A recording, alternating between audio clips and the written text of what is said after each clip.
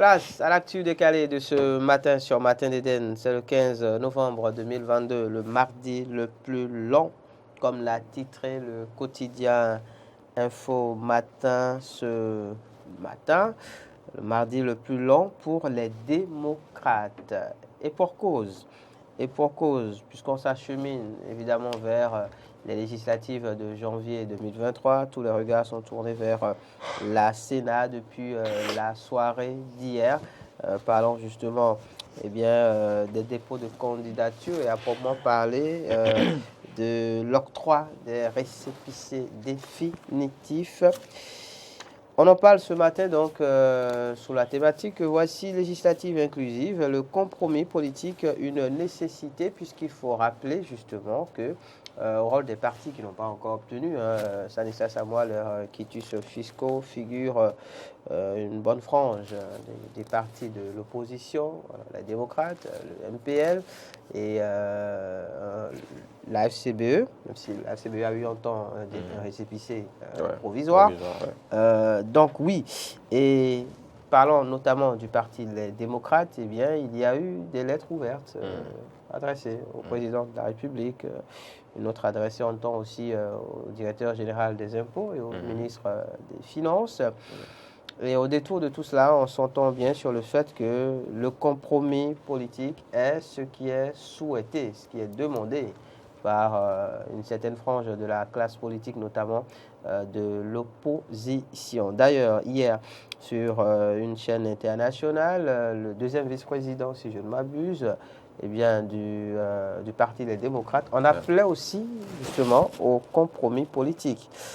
Vos avis nous intéressent, amis téléspectateurs. Vous pouvez nous appeler au 96 76 68 68, disons dans quoi, une minute à peine, le temps que je dise le bonjour à Stanislas Samoa.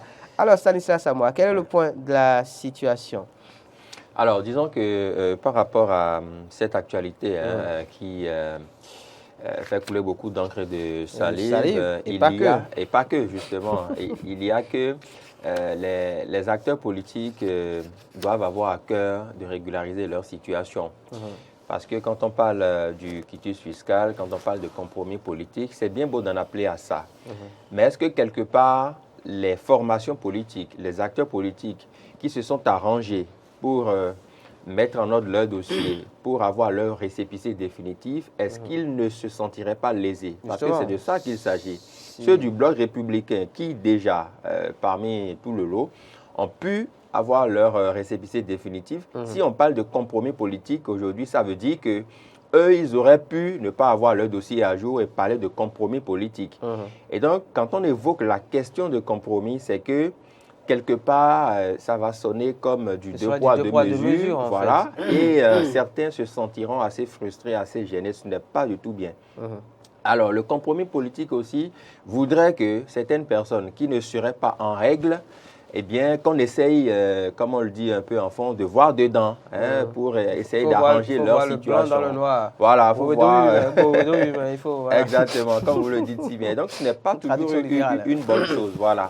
Parce que payer ses impôts, c'est quand même une obligation pour toute personne responsable déjà, consciente déjà de s'acquitter de ses droits, quand on a des biens immobiliers, quand on a des taxes, voilà, quand on a une voiture, des taxes et tout ce qui va avec. Et donc, cela devrait aller de soi. C'est pour cela que je m'accorde un peu avec le titre d'un quotidien ce matin qui demande, qui s'interroge de savoir pourquoi on a positionné des débiteurs sur une certaine liste. C'est le quotidien Matin Libre. Justement, voilà. Et ça vient bien à propos parce qu'on ne se rend pas compte du mal qu'on fait aux candidats à cette liste, mais c'est quand même quelque chose qui n'est pas du tout bien, qui ne les arrange pas parce que vous positionnez des gens pour aller à une compétition électorale et ces gens-là ne sont pas totalement en règle vis-à-vis du fisc, c'est qu'il y a un problème.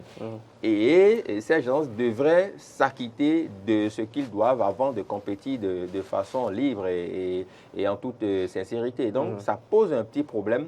On se demande pourquoi a-t-on insisté pour positionner ces gens-là. Et figurez-vous que même au niveau des partis qui soutiennent les actions du chef de l'État, il n'y a que Nazer Sado, par exemple, pour ne pas le nommer, a fait une sortie récemment où il a dit, lui, finalement, il n'y va plus parce que l'affaire de quitus fiscal, il n'a pas pu s'en sortir. Voilà un cas, par exemple, où, eh bien, même étant un fervent soutien des actions du chef de l'État, il n'a pas pu se présenter parce que, justement, n'étant pas vis-à-vis du fisc, il n'est pas le seul, mais je donne son cas parce que, bon, il est beaucoup plus connu et beaucoup se retrouveront dans ce que je dis. Et donc, c'est dit que ce n'est pas favoriser tel au détriment de l'autre, ce n'est pas essayer de trouver un compromis pour arranger tel qui ne serait pas en règle vis-à-vis du fisc, mais c'est de voir la réalité des choses.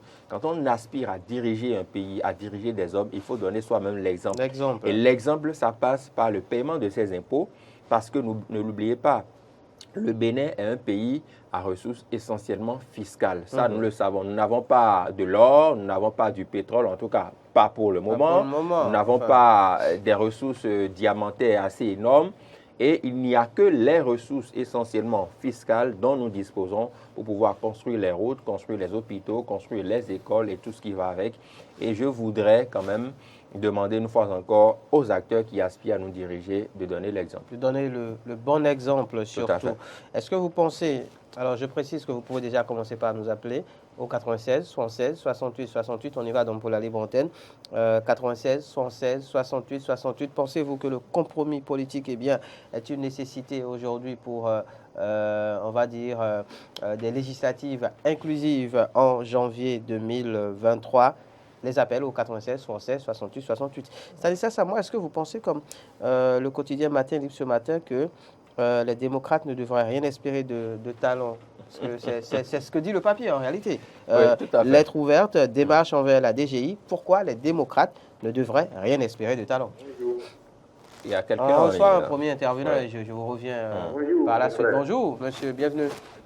Oui, c'est Chabissika Saliou. Monsieur Chabissika Saliou. Oui. D'accord, vous appelez d'où? Je vous appelle depuis Calavi ici. De Calavi, où précisément? Oui, je suis très content de là où nous sommes arrivés. D'accord. Le compromis là, c'est très essentiel.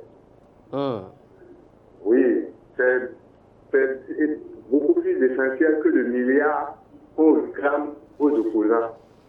D'accord.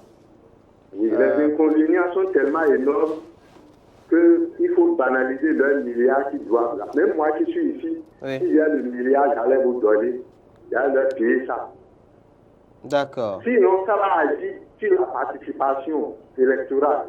Sur le taux de participation. Très faible. D'abord, ceux même qui sont de DR, les partisans, qui veulent. Ils auront peur d'aller dans les bureaux de vote, créant ce que ça peut survenir, créant ce que, comment dit-on, l'antécédent, ce que ça peut donner à cause de leur sécurité. D'autre part, les partisans des démocrates qu'on veut éliminer là, vous savez d'abord d'office, ils n'iront pas aux urnes. Et c'est une élection, vous savez que c'est capital pour ce pays-là, pour le développement de notre nation. Est-ce que vous me comprenez? Bien sûr. Est-ce qu'à cause d'un milliard, on réclame à un parti politique? Alors, nous hypothéquer l'avenir et le développement d'une nation entière. Bon, je m'arrête à ce point-là. Merci. D'accord. Pour vous, donc, le compromis politique est une nécessité. Merci beaucoup, monsieur Chabissika, qui nous appelait de Calavi. Donc oui, je vous reviens, Stanislas Samoa.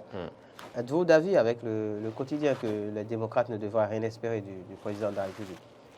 Je pense déjà que pour espérer quelque chose, il faut avoir posé les pas en amont.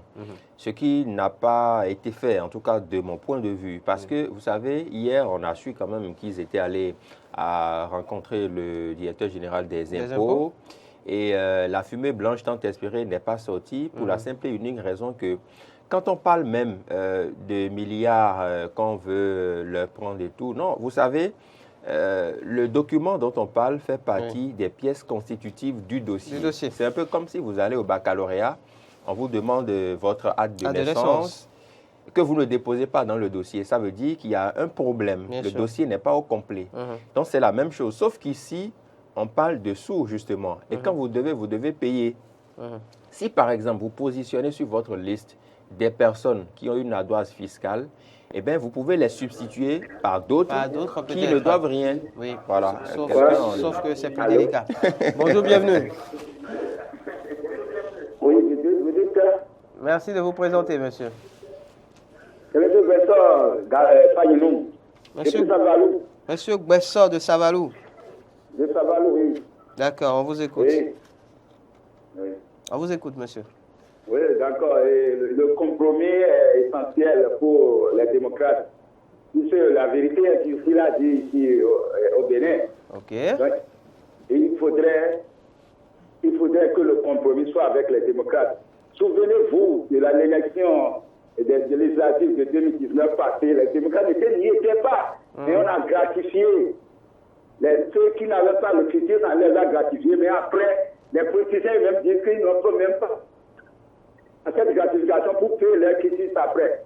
Donc il faudrait que la justice exige que maintenant que les démocrates soient un compromis comme les autres, pour que l'élection soit vraiment inclusive en janvier, le 8 janvier prochain. C'est ce que nous souhaitons. Que les démocrates aient accès à cette élection. Puissent participer aux élections, nonobstant l'ardoise fiscale. Oui, donc, Stanislas, à moi. D'ailleurs, je posais la question hier en plateau à Laurent Roland-Tononiquet et aux amis téléspectateurs. Alors, on parle beaucoup des démocrates parce que peut-être c'est le seul parti pratiquement qui vient au devant de la scène pour parler de sa situation. Bonjour. Allô. Bonjour, monsieur. Merci de vous présenter. Rappelez-moi Calista Quesson. Monsieur Carlos Calista Quesson. Aquesson. Monsieur Aquesson, on vous écoute. Vous nous appelez d'où? Oui, il doit avoir compromis. Vous nous appelez d'où, monsieur Aquesson? Cococodi. D'accord, on y va. Vous voyez les partis soutenant le chef de l'État? Oui. En tous doit aller aux élections forcées. Parce que personne ne sait s'ils ont des avoirs ou pas. Maintenant, justement, puisque monsieur Aquesson,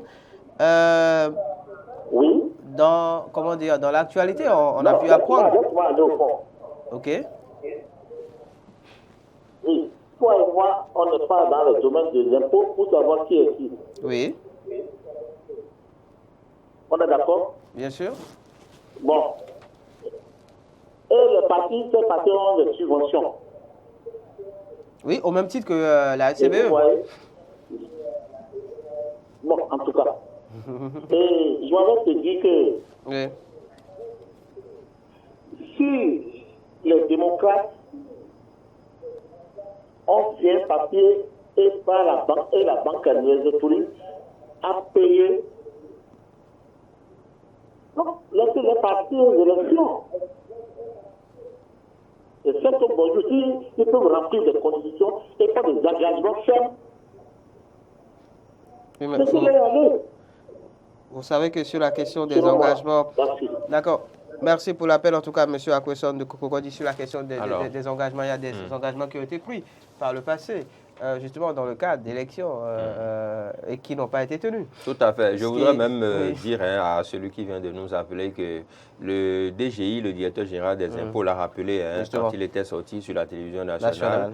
On lui a posé la question. Il a répondu justement que par rapport aux engagements, des gens les avaient pris pour les élections passées, mais ça n'a pas été tenu, ça n'a pas été respecté. Donc, c'est difficile encore de leur faire confiance à nouveau. Et je voulais préciser aussi à M. Aquesson que même les partis, justement, de la mouvance présidentielle, osons le dire, on a pu l'apprendre, sont aussi,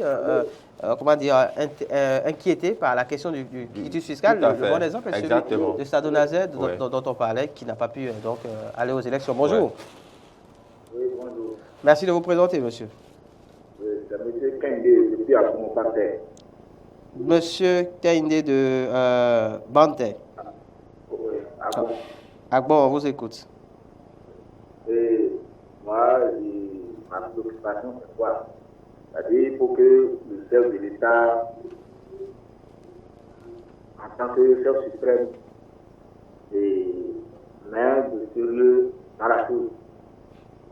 Si vous pensez qu'il n'y a pas de sérieux. Les démocrates ne participent pas aux élections. C'est-à-dire ça va causer beaucoup de choses. Parce que depuis 2016, on n'a pas vu les partis d'opposants aller aux élections et à chaque fois, il y a une manière de les reculer. La SCBE y a été dernièrement. Et c'est un parti d'opposition. Non, on sait qu'au Bénin, que la seule partie d'opposition, c'est les démocrates. Mais non. C'est vous qui le dites, monsieur. C'est vous qui le dites. C'est vous qui le dites, et ça vous engage. Le MPL qui s'est mis à jour hier est un parti déclaré de l'opposition. Donc, moi, mon souhait, c'est pour qu'il y ait une élection transparente et inclusive, il faut que les démocrates aillent aux élections. Sinon, c'est sûr que ça va créer des dégâts. Donc, moi, d'accord. Vous appelez aussi, donc, en tout cas, au compromis politique, à l'intervention peut-être du chef de l'État. Je posais la question hier en plateau, je vous la refais, Stanislas à moi, quand on parle de législative inclusive. Et alors, qu'il soit bien entendu qu'on ne prend parti pour aucun des partis, justement. Et si vous le voulez, aucune des partis aussi, on se comprend. Législative inclusive, est-ce que cela implique forcément la participation, par exemple, des démocrates? Non, je ne crois pas. Et je voudrais, avant qu'on nous prenne celui-là, rappeler que les forces Cori pour un Bénin émergent sont un parti d'opposition. Bonjour, madame. Bonjour. Allô, oui, bonjour, monsieur. Bonjour, madame. Oui. Merci de vous présenter. C'est madame Tossa Joabi Chantal. Madame Tossa Chantal. Oui. D'accord. Vous nous appelez d'où? Oui. Et j'ai appelé juste pour vous dire de nous éloigner de ces histoires de compromis-là. D'accord. Et ceux qui ont déjà payé, ceux qui sont arrêtés, vous étiez à leur place. Bien sûr. Stanislas en parlait d'ailleurs tout à l'heure. Stanislas en parlait tout à l'heure. Dans un pays de droit, les choses ont changé. Ah oui. Moi, je suis fond. Oui. Et il y a une adage ici, moi, qui dit nous assumons d'autres questions et vilains au corps. Est-ce que vous me comprenez? Bien sûr. Il n'y a que ceux-là qui doivent vos infos, qui ont des trucs. Il n'y a que ceux-là à présenter. Moi, je suis ici, je n'ai rien, ils peuvent venir me présenter. Quelqu'un en je n'ai parlait. rien. Oui.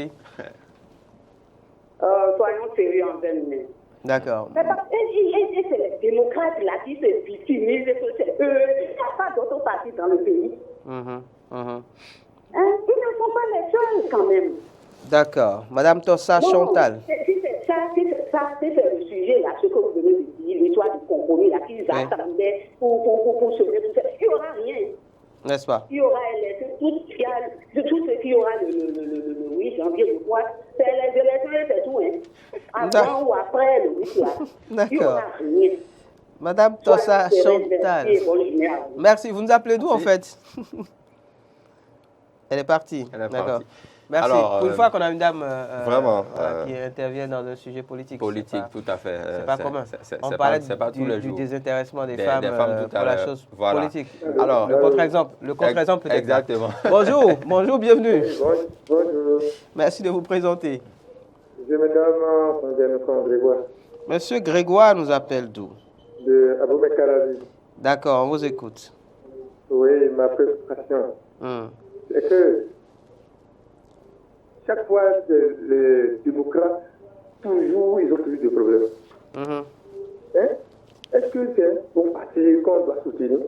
Toujours, c'est depuis, ils créent plus de 10 années pour qu'il y ait toujours assis dans le pays. C'est ce que vous pensez? Ils n'ont pas de pays. C'est pas bien. Pourquoi est-ce que... Oui. Depuis que la Russie est venue, c'est eux qui créent toujours, il y a quelque chose que... Non, il faut qu'ils soient sincères. S'ils ne sont pas sincères, il faut qu'ils quittent la scène politique. N'est-ce pas? Est-ce que... Vous savez depuis... Oui. Ah oui, allô? Allez-y. Oui, vous savez depuis qu'il y a une élection. Vous connaissez, c'est vous-même, vous connaissez bien la loi. Il y a des anciens députés qui sont parmi eux. Et c'est toujours qui va aller à une guerre et que ton adversaire va te donner des armes pour le battre. Hein? D'accord. Donc peut-être que là, ils ne sont pas sérieux. D'accord. À votre analyse en tout cas. À un guerre avec ton adversaire, tu demandes à l'autre de te donner des avantages. Des armes pour le battre. Tu ne peux pas l'avoir. Il faut être à jour vis-à-vis de fisc. Et comme ça, vous serez. Mais chaque fois, crier, démocrate. On est fatigué de. Merci beaucoup, Monsieur Grégoire, qui nous appelait de Abomey-Calavi. Seul point, on a reçu 6 appels, 4 intervenants militent pour le compromis. Il y en a 2, notamment les 2 derniers, qui ne voient pas la chose de cette manière. Ouais. Ça, c'est à moi pour finir. Oui, pour finir, je voudrais rappeler 2 choses. Nous sommes journalistes et on ne doit pas quand même laisser passer certaines choses. La première chose à rectifier, c'est qu'au Bénin, selon les lois en vigueur et les tests, nous avons des partis de l'opposition. Et les Forces Kory pour un Bénin émergent constituent un parti de l'opposition qui a d'ailleurs le chef de file. Donc, il ne faudrait pas l'occulter. Comme premier responsable. Comme premier responsable. Donc, comprenons-le comme tel selon les lois, les tests en vigueur. Maintenant, par rapport aux partis, les démocrates, eh bien, s'ils présentent des candidats qui ont des ardoises, soit ces candidats payent, soit on les remplace par d'autres qui n'ont pas d'ardoises afin que ils puissent Sauf que malheureusement, une fois eh bien, la candidature déposée, on ne peut plus remplacer. Voilà. C'est toute la liste qui est balayée. C'est toute la liste. Donc, ils le savaient, ils connaissaient les tests de la République, ils savaient comment ça se passe. Et donc, quand on demande si le chef de l'État doit intervenir, je pense que le chef de l'État n'est pas le directeur général des impôts. C'est 2 fonctions différentes.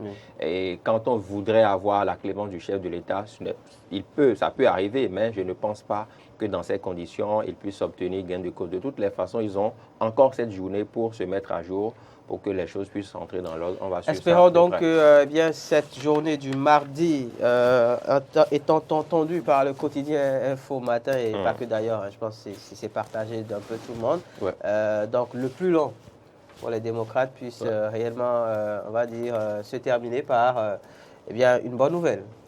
Tendant donc à faire croire à leur participation effective aux législatives de janvier 2023. Il faut préciser que l'autre parti de l'opposition aussi, on n'en parle pas beaucoup, le MPL par exemple, eh bien hier, selon les informations qu'on a reçues, s'est mis en règle, a donc fait le nécessaire pour être à jour, pour être à jour vis-à-vis de la Sénat. Donc oui, espérons que tous les partis puissent faire de même pour que demain en plateau, ou le jeudi ou le vendredi, on puisse faire le point. Et se donner rendez-vous au soir du 8 janvier 2023 pour faire le point. Exactement. De qui est fort et qui l'est peut-être moins. C'est ça. C'était l'actu de Calais de ce jour sur Matin d'Éden. C'était Matin d'Éden de ce jour. Merci à chacun et à tous de l'avoir suivi. Rendez-vous demain en plateau. Présentation, Maury. Bonne suite de journée à chacun et à tous.